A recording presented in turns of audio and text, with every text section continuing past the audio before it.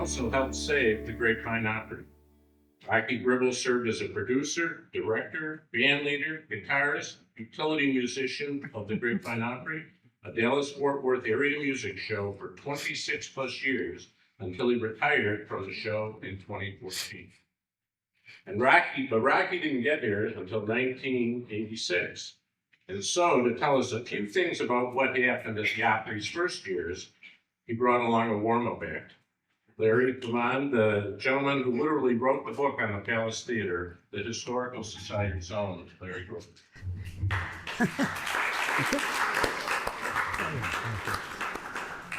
Thanks for humoring me for a few minutes as we go through some of the older, early days of the Grapevine Opry. Sorry. Thank you.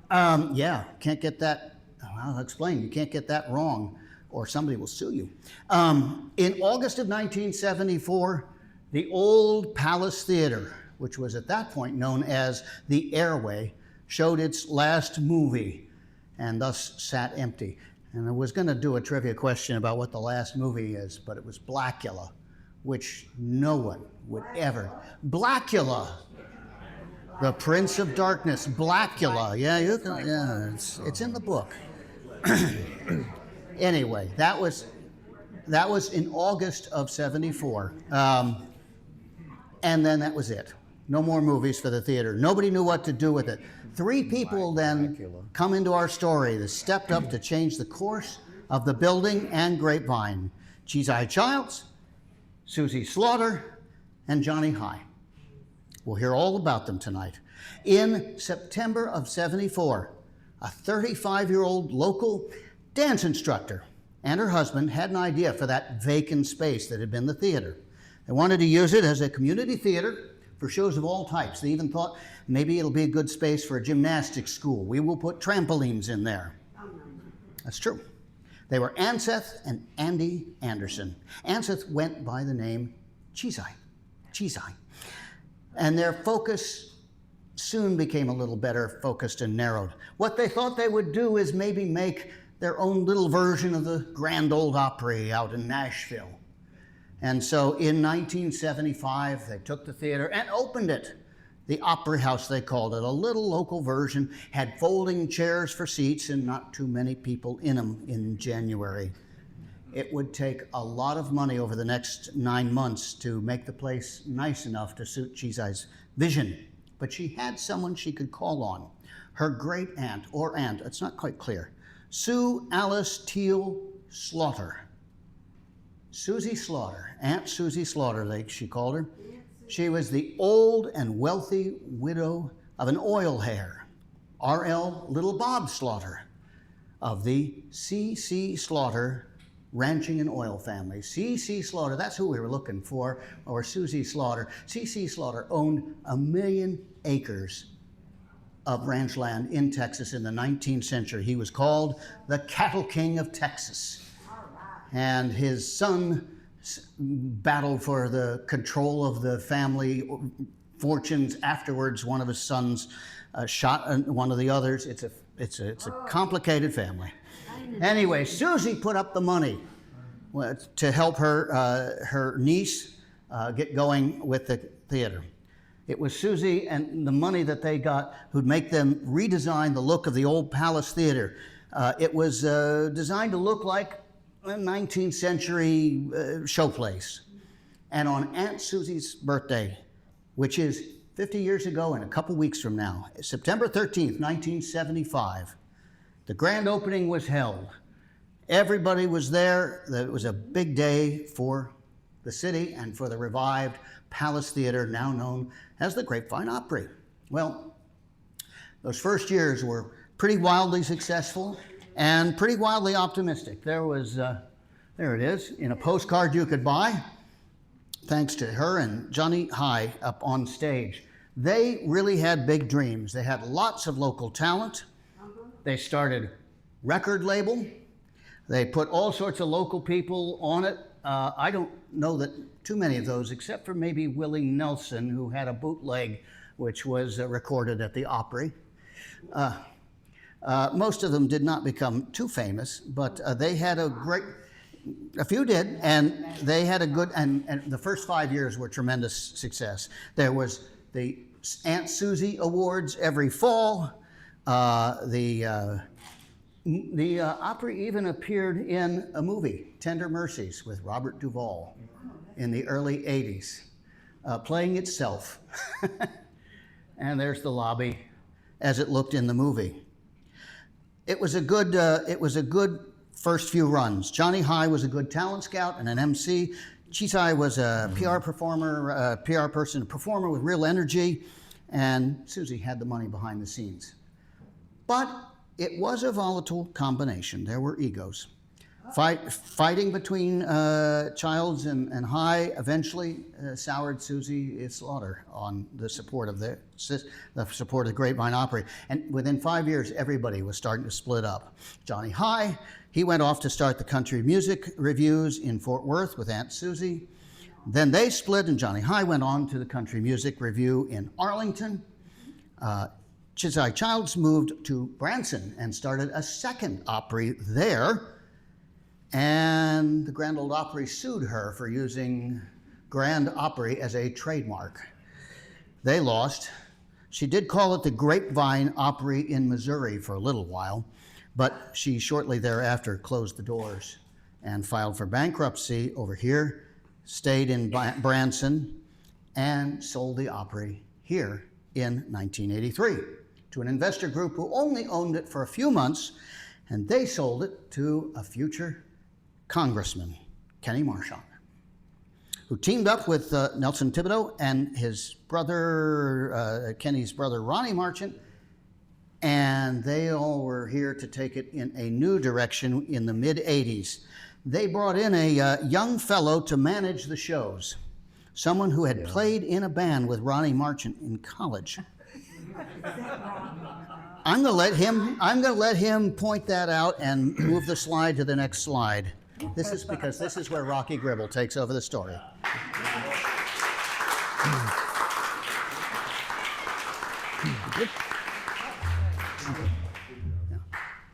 Which one are you? My name is Rocky Gribble, and I'm an alcoholic. Which one of you was you? Sorry, wrong meeting. This is me because he picked the picture. This is Ronnie. Is this working? Oh. Down. This is Ronnie Marchant, who is Kenny Marchant's youngest brother. There was also a Randy Marchant in between those two. But I went to school with both of them. And that's how I got involved in the Grapevine Opry. I will backtrack a little bit onto Larry's turf. I dealt with a lot of old Opry Association members who were there when Chisai and Johnny were there. And the stories I heard. I heard stories that Chisai would rush into the ticket office deciding that she needed a new costume for the evening, and she would reach into the till, just grab handfuls of money and go buy something. And I remember when the Opry is being renovated after Kenny Marchant took over, there was this dressing room, and we had heard tell that it was full of Chisai costumes. And it was pretty interesting because the wallpaper was red with velvet designs on it. I remember I helped tear that out. So anyway, let's see. A few other things. Aunt Susie Slaughter, I think she bought a fire truck for a Fort Worth fire department when they had this grand opening and one of the bays was empty. She said, "Why is that empty?" And whoever she was talking to said, "It's because we don't have the money to buy a new fire truck." She bought them a new fire truck. I also heard that the first show of Chisai's that she went to, she sat on they had rows of folding chairs. She sat on the folding chair and it dumped her on the floor, just collapsed. And that's when she went out and bought new theater seating for the theater. So all these things I've heard, like Larry said, I was not here until 1986. So all these things, most of them I heard through secondhand, but most of them were through Betty Vasula, who was Ed Vasula's husband, who owned or who was the pharmacist at the drugstore across the street from the Opry. So I got to know them really well. They were some of the first association members that volunteered to come along when the Opry was reopening. And I will tell you all this, I feel like I'm in a room of fact checkers. Because most of y'all have been here a lot longer than I have.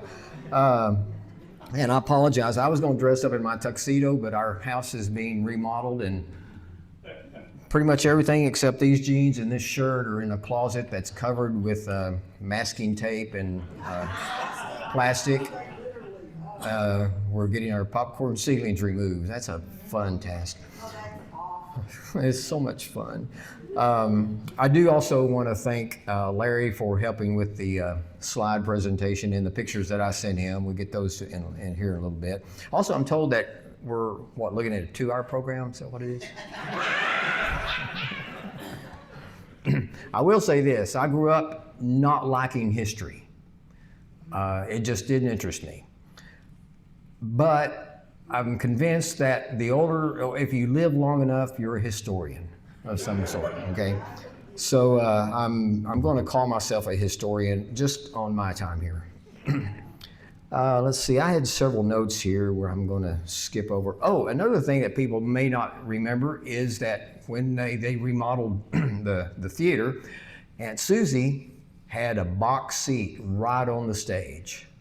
Think how much fun that was for an entertainer to come out singing, and there's Aunt Susie about this far away from the speaker, with the sponsor of the thing. I first met Johnny High when I was living in Oklahoma City, and a trio of brothers up there, they did Gatlin music. They did it great, but they were invited to sing on Johnny High show over in Fort Worth at the Will Rogers Center.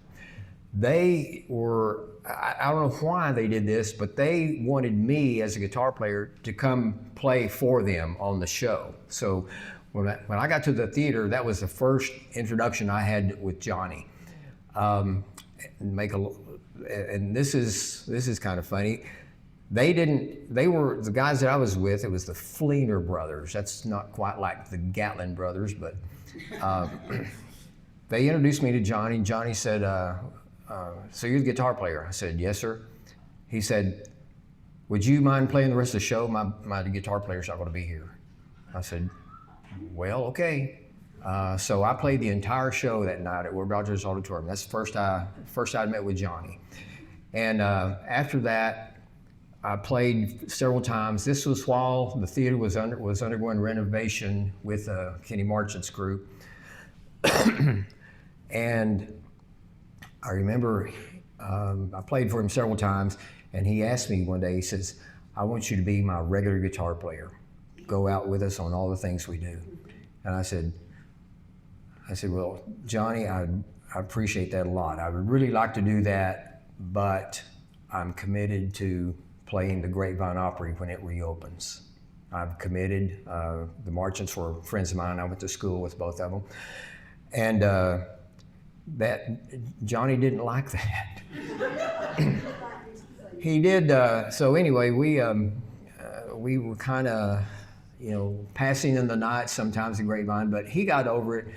And after a while, we started meeting about once every couple months to have lunch together. But he did confide in me, saying I was just upset because I've never really had the guitar player that I wanted at the Johnny High show, and I wanted you. And I thought, wow, that makes me feel good, whether it's true or not. Let's see how we went through Will and Nelson. Oh, the way Will and Nelson got to the theater was that I can't remember his last name, Phil, a guy named Phil was the sound man, and he worked at a place over in Dallas at a recording studio. Willie Nelson was in town recording an album there, and Phil invited him to the show. This is what I'm hearing. Y'all fact checkers can decide for yourself. And I'm told that they asked Willie to, if he would sing a couple songs. He got up and apparently felt really comfortable and sang for an hour and 15 minutes or something like that. So that's what I'm told. Let's see. Yes, and as Larry alluded, Johnny and Chisai, those kind of personalities couldn't stay together forever. So Johnny, there's some stories I can tell and some I won't, okay? Anyway, Johnny convinced Aunt Susie to go with him to Will Rogers. Chisai, so Larry said, went to Branson. I got a call from the Marchants. I was living in Oklahoma City, Brenda and I. Oh, this is my wife, Brenda, by the way. She's my main fact checker. I'm not a historian, and she is. Let's see. Well, anyway, and I knew there was a relationship between Kenny and Nelson, but I never asked about that because Nelson was gone out of the picture when I arrived. But they wanted me to come in as the producer or as band leader and produce the show. They had other people who would be managing the theater and that sort of thing. Kenny Marchant, we started the renovation. And what was interesting, I kind of got an idea of how things went at the end of the previous regime because I was at the theater helping tear out and do things. I wouldn't very handy at construction, but we had this old man that really was and could tell me what to do. But people would walk in off the street saying, "Is this place about to reopen?" Say, "Yes, sir." "Well, so-and-so owes me money." So that was kind of my overriding introduction to what had gone on before at the end of the era. I don't know, how things played out then, but there was at least 3 occasions that I was witness to that. Is this going out? Are we okay? Okay. So anyway, we had a fire in 1986 about just weeks before we were going to reopen. It was caused by we had painter coming in who varnished the stage. The stage was always really cool. It was natural wood, varnished, and we had a painter come in and put the last coat of varnish on and close up the building, forgetting that there was a pilot light in a furnace right immediately off stage. So I got a call. Ronnie Marchant called me and told me the story, and we were driving to the theater from Carrollton, and we could see the smoke. So that was extremely depressing. Those were pretty dark days. But Kenny did, to his credit, he said, "We're going to build it again." And actually, that was a blessing in disguise because we wound up with a much better ceiling. Roof was always a problem, but we wound up with much better ceiling and much better overall building. We had the theater seats downstairs, but we had banquet hall seats much like these upstairs. And I remember when we had the banquet hall next door, which used to be a grocery store. I would go upstairs if we had a group for the banquet hall. I would schlep these chairs up from the second floor of the theater all the way to the balcony. So that wasn't a lot of fun either. Let's see, and this is what the renovation was after we reopened with Kenny. The first show for the new Grapevine Opry was November 14th, 1987. a date that will live in infamy. Because it was my first show there. Okay, let's see, what else we have there? I was the producer and the band leader. Oh, and by the way, we have a table up here. See this black and white picture on the right side of this table? You're right. That's the first band that we had. That was me. I had a cheesy mustache back then. I had a drummer, David Rouse. He was my buddy. He was this huge guy from Gordon, Texas, worked for General Dynamics, but he played drums. He loved country music. And he was a big guy. He was probably 250, 270 pounds. He was so big, and he was a football player in his younger days. So he told me one time, says, yeah, I was asking him, talking about what he used to do, and he said, well, I tried out for the Dallas Cowboys. Really? Yep. And I told a friend of mine up in Oklahoma City, a drummer friend who played for Reba McEntire, I said, yeah, my drummer used to, he tried out for the Dallas Cowboys. My drummer friend said, did they need a drummer? Musician humor. It was great though.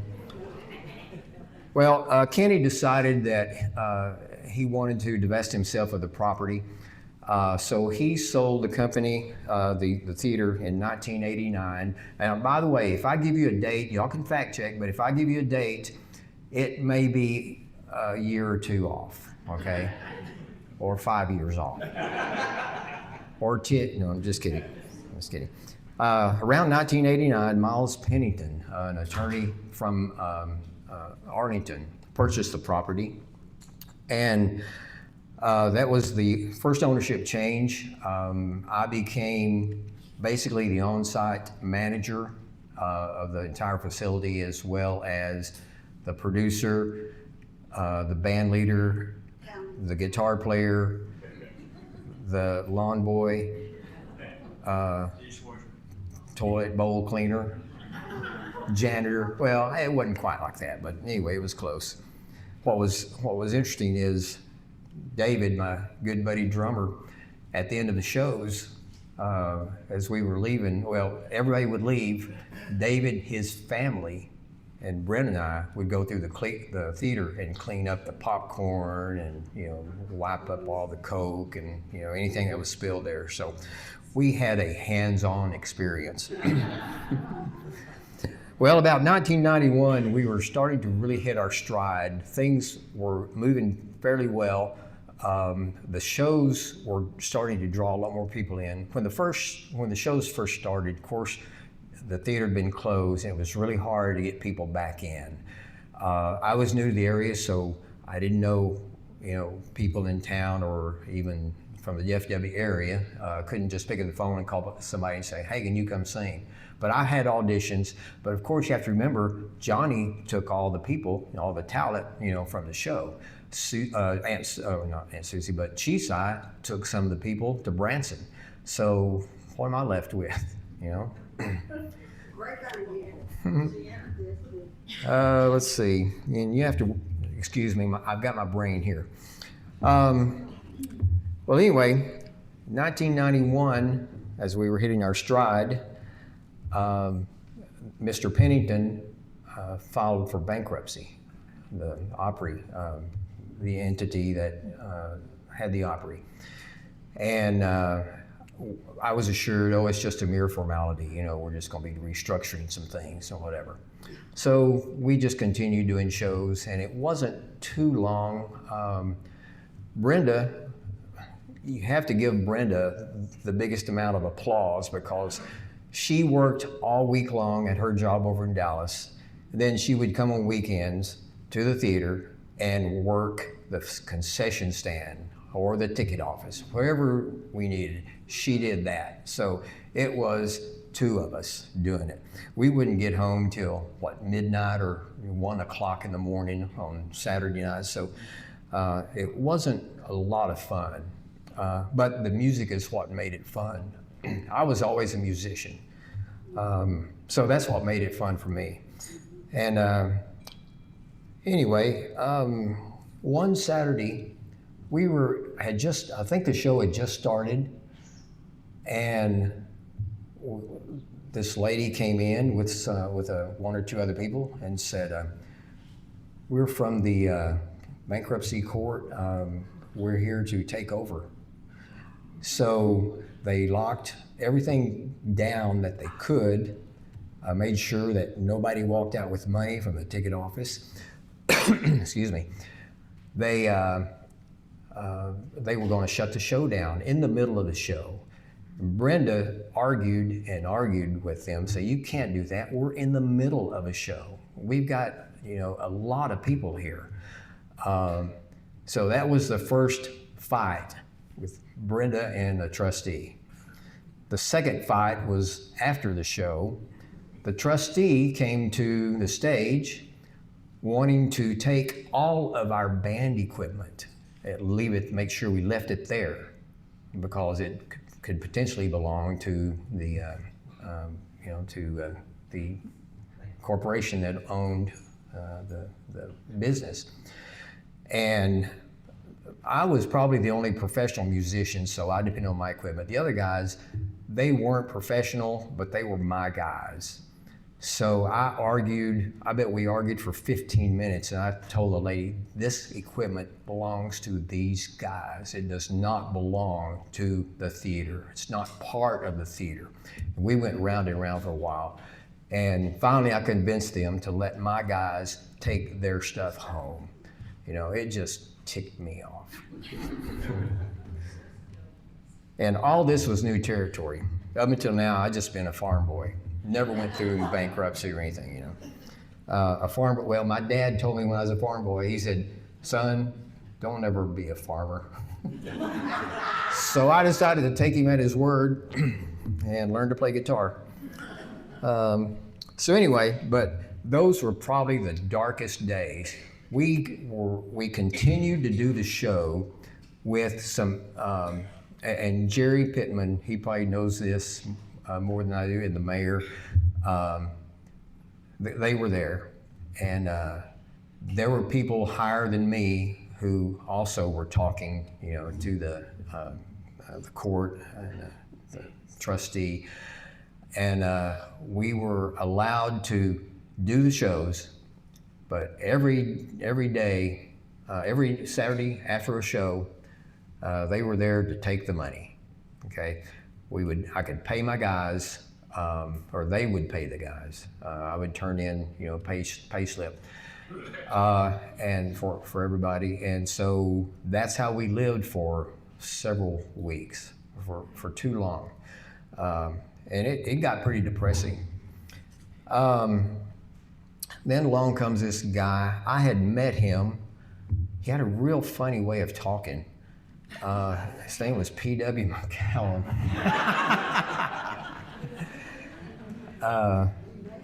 We had actually met before this incident, but he and I had gone to lunch, and we talked. I think he was trying to figure out who I was, and I sure didn't know who he was. We got along pretty good when I come to find out he was an Australian farm boy. So we got along pretty well.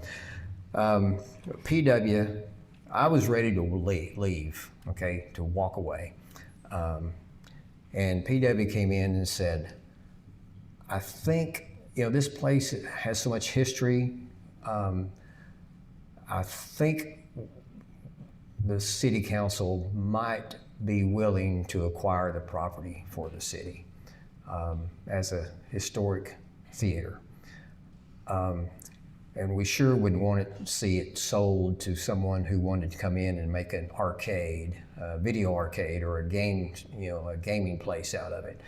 So, and I'm just telling this from my point of view. I have no idea what the real powers were doing, okay? And Jerry, you feel free to stand up and tell everybody how it really happened. If I'm anyway, so PW came and said, "I think we can, I think I can convince the council to acquire the property. It may have been a done deal, I don't know. But I think we can convince the council to acquire the property so that we're guaranteed it will not close. But we have to have an anchor tenant. We have to have someone paying bills before, that's even something we can do. So he said, if you will stay and commit to doing shows, every Saturday, we'll take this farther and try to ensure that the place stays open. That was the main goal. Make sure it stays open, whether we were there or not, make sure it stays open. But one of the requirements was for someone to be there, and we were in the place at that place at that time. So I had several people come to me saying, what's going on? And one of those people was Beverly Bartley, who ran a beauty shop here in town. And her daughter Lainey was singing on the show. She started singing when I think she was 9 years old or something like that. And the worst thing you can do is get between a mother and her daughter, especially if her mom knows that her daughter has talent. Okay, so I thought, okay, Beverly committed to helping out any way she could. She was not a musician. She just could run her business. So we partnered and formed Yellow Rose Productions and committed to being at the theater. PW told me, he said, we'll go to council. I'll take this to council. But he said, if it's a done deal and y'all bail, I better not see you on the sidewalk. Should I be telling these stories? So, okay, I'm going ahead. Anyway, yeah, come on. So, Yellow Rose Productions were formed. We also had, and I kind of haven't even really touched on this, our Opry Association was a support group for us. It's kind of like a PTA group. They were also building in membership and supporting the show. When this all happened, when we knew what date the city council was going to vote on whether or not to acquire the theater, on the Saturday before that, after the show, I made an announcement, but after the show, I told everyone, if you want to hear the latest update, stay after the show. So we had a lot of people stay. And I said, here's what's going on. The council is going to be voting on whether or not to acquire this theater this Tuesday. If it would help if we had a show of support. I'm not asking you, I'm not telling y'all what to do, but I'm going to ask you if you can get to the city council chambers the day of that vote and show your support. That might help us out. It was probably a done deal, but it didn't matter. That was a rallying thing for us and a pep thing. When Brent and I walked into the council chambers, I think it was when it was in the old police station on Dallas Road. And you go upstairs. When we got there, there was people lined up on the stairway holding signs. It was really cool. They were saying, save the Grapevine Opry, save the theater, all these signs. So I don't know if that changed anybody's mind, if they were already made up, but it sure made me feel a lot better. So it was pretty cool. Long story short, the vote happened and it was there, and it was voted to acquire it, and I just kind of sat there. It really didn't sink in on what all that meant, but it did ensure that we would be there. And one of the things I promised PW is that we would not leave. I wouldn't leave. And PW said, you can be there every Saturday night as long as you want to. And whether that was good or bad, I don't know. I know there were theater groups who would love to have come in and had the deal that we got. but anyway, but we were there. We were the ones generating the support, generating the revenue.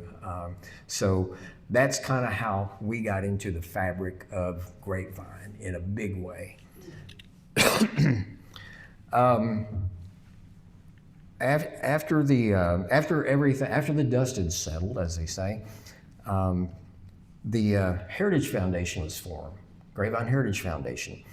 And one of the things that they did, the focus was to bring back the name Palace Theater, because that's what it was originally.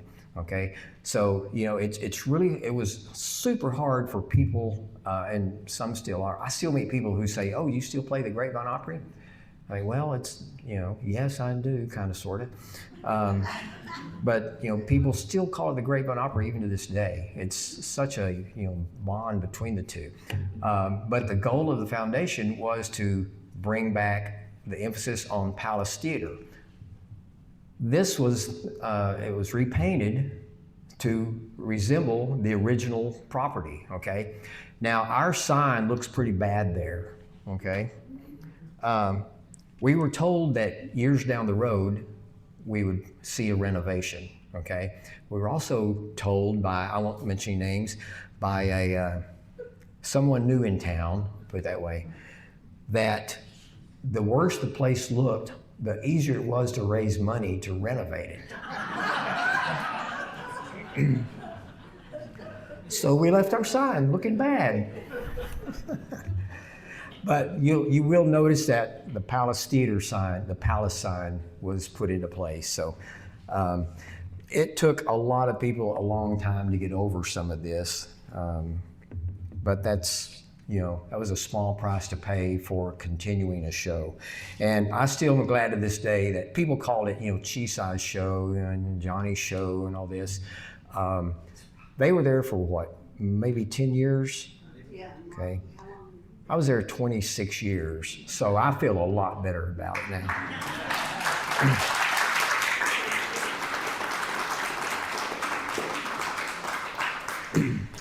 Led to a new paint job, still bad shape, all that stuff. Let's see, what do we have? What slide do we have next? Oh, that one. Okay, we're up to 1999 when the renovation is actually going to start. Okay, that was great. Except we couldn't be there with all these sheetrock falling around us and the whole bit. We couldn't have shows there. So where were we? Grapevine High School. We were at the auditorium. That was a pain. Every week we had to load in all of our equipment. At the theater, our equipment, our sound PA equipment stayed there. So we had to load in PA, concessions. At the theater, concessions were pretty much, could be stored there and stayed there. We had to load in. I had a trailer that I pulled into high school auditorium, or into the curb, and our association members, they would show up and help us load in, set up, help us load out after the show. We had some of the most dedicated people that you'll ever find, okay? They loved the music that we were doing. We were just goofballs, we didn't know what we were doing.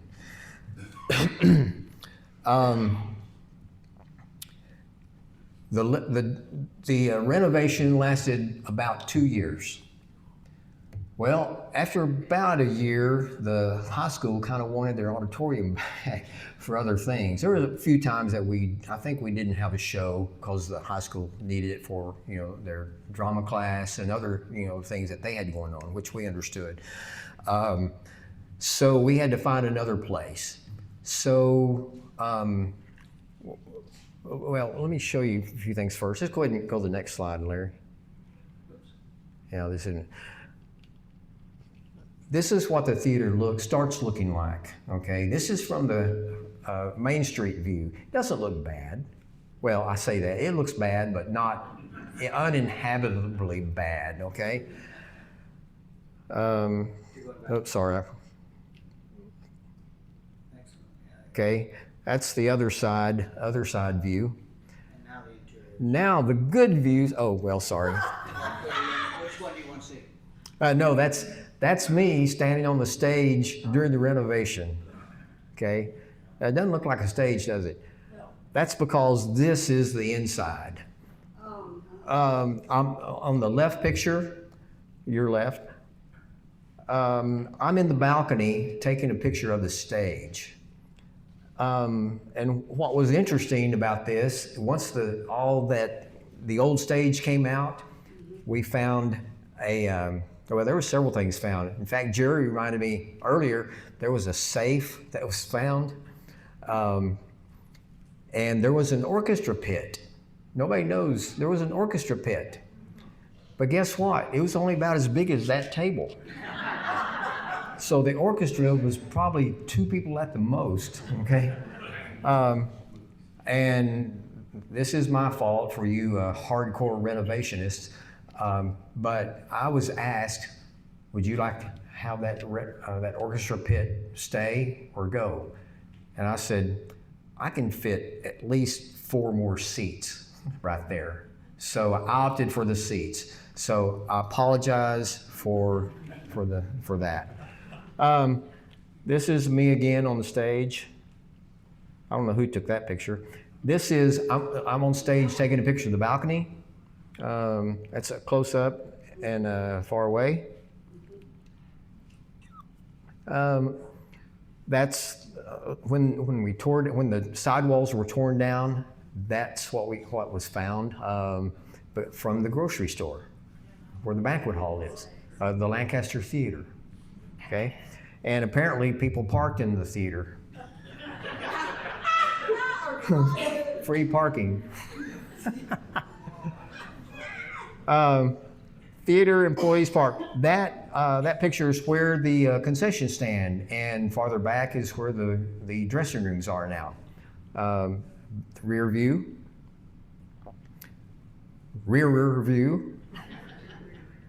Stage door. Well, that's the door, the pre-door to the going onto the stage. Then this is the back door of the theater where one of the doors we used to load in. It was pretty tough there. And this on the right is where the Lancaster Theater is nowadays. This area here is where the restrooms, and farther up is the offices, are the offices. Oh, and that other. And that's from the behind the facade of the banquet hall or Lancaster Theater. And this is cool. If you go to the if you go to the restrooms in the new theater, you can see parts of this brick arch there. And I'm not sure how much of that. I don't remember if that was part of the old Yates dry goods store or not. I think it was. I think it was too. Yeah. But anyway, this So now that's is when, I think this is when is this? 2001 when it opened. 2001 when it opened, right? But is that the mayor? probably. I can't tell. I can't tell who that is. I don't think it is. Okay, then in 2001, well, back up.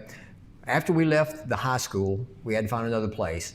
I was calling around the other theaters to see if we could take the show there during the renovation.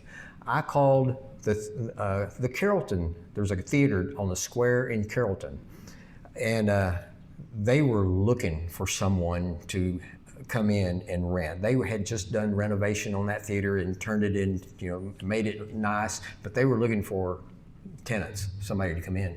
And when I said, well, it looks like we might need a place for as long as a year, every weekend.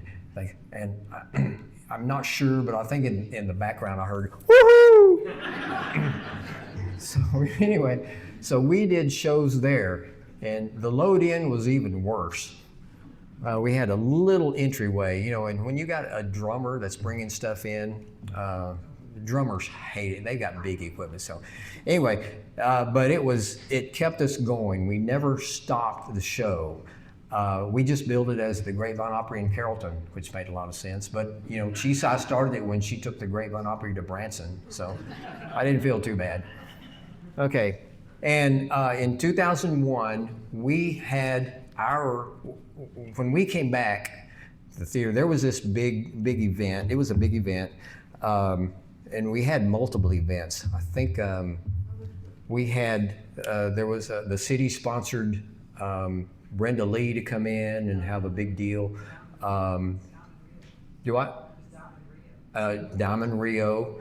I remember somebody complained about us being loud. Boy, once Diamond Rio played, they didn't bother us anymore. They were about twice as loud as we were.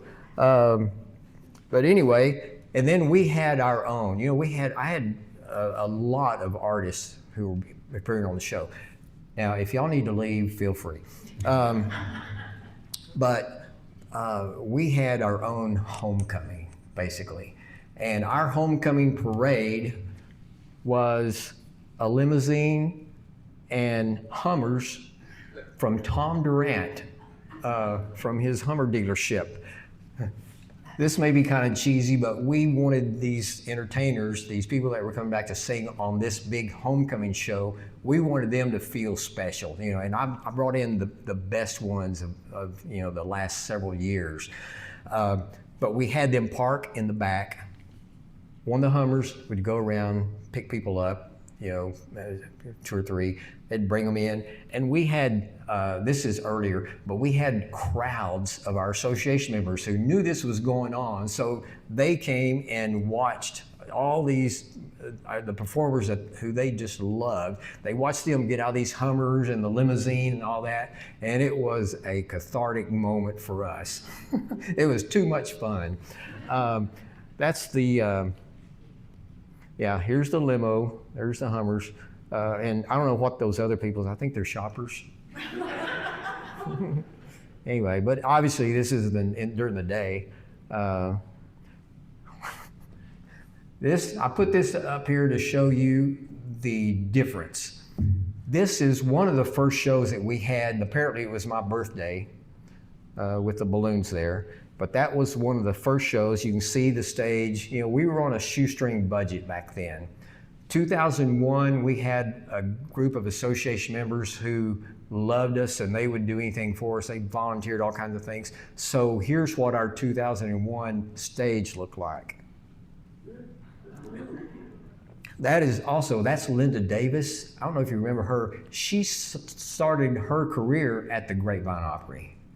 And I contacted her, in case you don't know who she is, do you remember a song called Do You Love Me that Reba McEntire did with this girl, Linda Davis? And Linda lived in Nashville.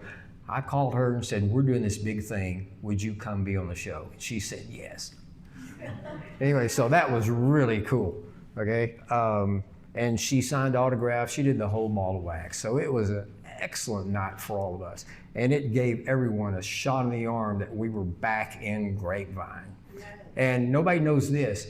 While we were in Carrollton, there was, we were there during the mayoral election. And so, you know, the first mayor, he really liked us, you know, but he was going out of office. The second mayor, he begged me to stay there.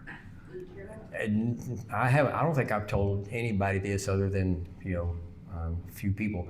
He wanted us to stay really bad. And I said, man, we can't. We are committed to Grapevine. We just can't, I can't stay here. And he said he would do things for us. I didn't even go that far. I said, we are not staying. We have to go back. Thank you.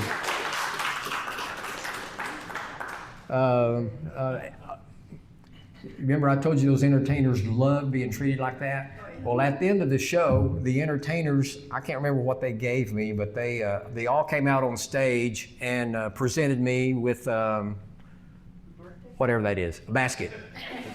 No, they had a basket. The girl to the right of me, she has a plaque, you know, and we've got all these plaques at home. Unfortunately, during the our home renovation, there's things I can't even get to. They're in the closet. It looks like we've moved. Everything's in a box. The city even brought out this was in 2007. You can see our 20-year anniversary. And that was a big deal to us. And I think I've got over on this table several commendations from ones from Governor Rick Perry, even the mayor of Grapevine.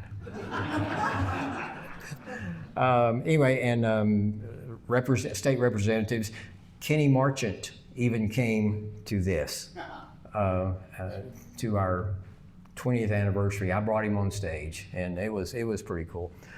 Let's see, let's go on. Oh, and we even had the marquee, our anniversary show on there. And that is a great shot of a great marquee, even if the Grapevine Opry is on it.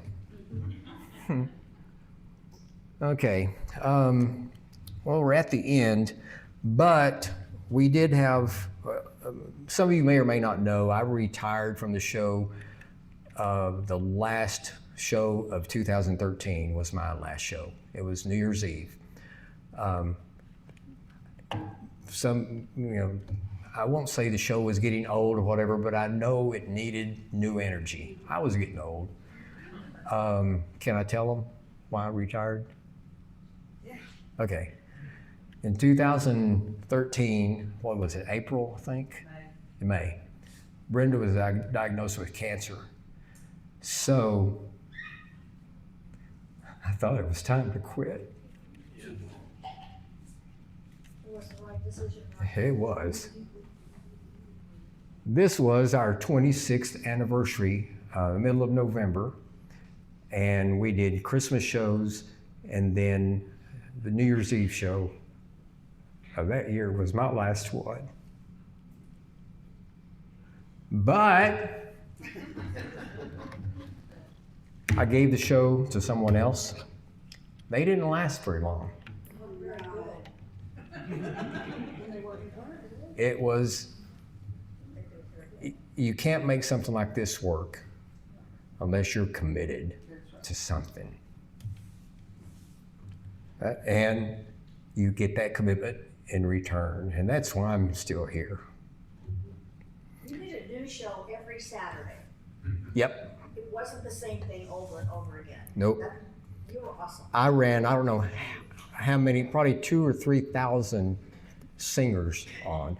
I could tell you stories all night long about some of these performers that came in. Oh, and I did auditions. So only about 20% of those auditions made it to the stage, okay? I was picky. Of course, I got to where I was just picky. They called me the Simon Cowell of the Grapevine.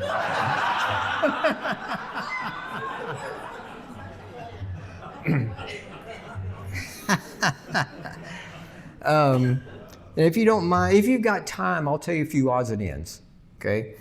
One is, do what? I'm getting to that. This was fun. Panhandle Slim rented our auditorium while I was managing, and wanted to film a Panhandle Slim clothing commercial on the stage. You know, of course, you couldn't have Grapevine Opry there or anything. It was just, they needed a stage, basically a generic stage. So we rented it to Panhandle Slim, and they brought in Brooks and Dunn for the shoot, okay? So I got to hang out with them backstage.